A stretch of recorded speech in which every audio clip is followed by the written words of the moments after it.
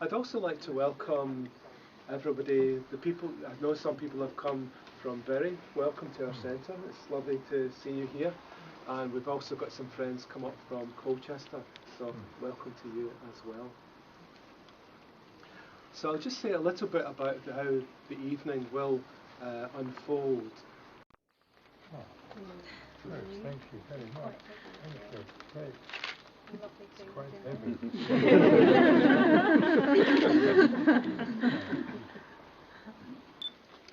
Yes, this is my second visit. I did come here last year, and I'm very glad to be here again. In fact, I've a sort of double purpose in being here in Ipswich, here in Suffolk. The first purpose is, of course, to come to the Ipswich Centre and to see something of all of you, the members of the Ipswich Sangha, as well of course of the few Sangha members who have come from other centres, especially from Bury, which I visited for the first time in my life yesterday, and also from Colchester. But also I had a more personal reason for coming, and that was to do with my personal history, or rather I should say the personal history of my family. Now, I've always known that my father's father came from Suffolk, but that's about all I knew. But more recently, partly prompted by Paramartha, who's been doing a bit of research into my antecedents, I've been taking a little more interest in my family history. So to cut a rather long story short, it was only today that we made some important discoveries. We happened to meet in Batiscombe, where my great-grandfather was born, a lady who had a whole heap of documents about the history of my family. So it seems that my family has been in Suffolk since 1528. So that makes me feel that I very definitely have roots. So yes, I have spiritual roots, and in as much as the movement is represented in Suffolk, and in as much as especially we have our Ipswich Centre, but I also have some more mundane roots. Namo tassa bhagavato arahato samma sambuddhassa. Namo tassa bhagavato arahato samma sambuddhassa.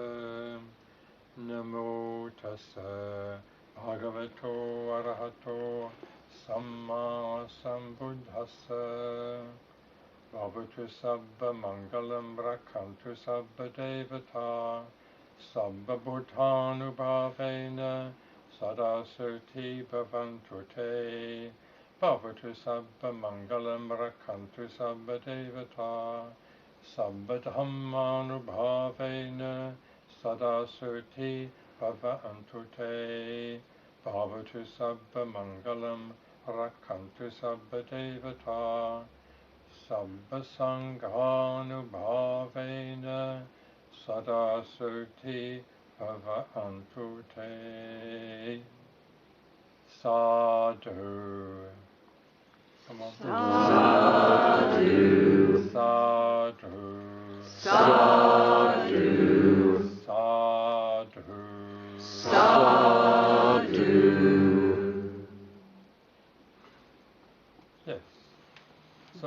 has happened here at the Ipswich Centre over the last year or so. And a couple of months ago, Subhuti came to Majmaloka, and he put to me quite a few questions about these further reflections on, or maybe I could even say insights into the Dharma, and especially Pratisya Samappada that I've been having recently. So the result of that was that Subhuti has written the gist of what I said up in the form of an article. I think it's 28 pages, and I know that this has already been circulated among at least some order members. So I'd like to draw people's attention to this, because the Pratitya Samappada, from a more, as it were, philosophical point of view, is absolutely fundamental to the Buddha's teaching. If you don't understand Pratitya Samappada, if you don't understand universal conditionality, then you don't really understand the Buddha's teaching at all. So it's very important indeed that we should have a pretty thorough understanding of Pratitya Samappada. That's the first one from Bodhidharma. We now have a very nice new Buddhist centre. How else do you think we can take the Dharma and your vision of a new society to the good people of Ipswich? The good people of Ipswich.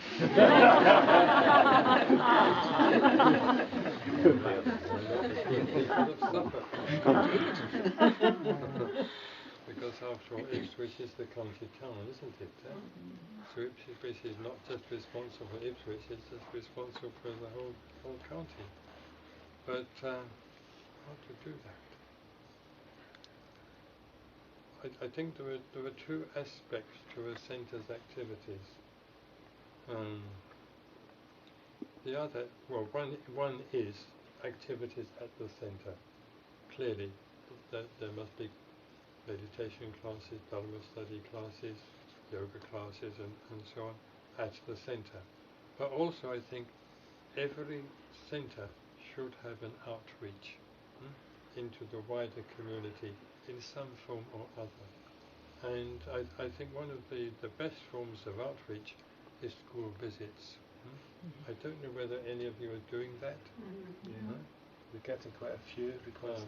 Well, that's very good, because I know some centres do have order members and sometimes mitras going out to schools and telling the students, telling the pupils something about the Dharma in a way that they can understand and find accessible. How do you explain the Dharma to someone who has an iPod in their ears? I suppose you could use sign language. Yes.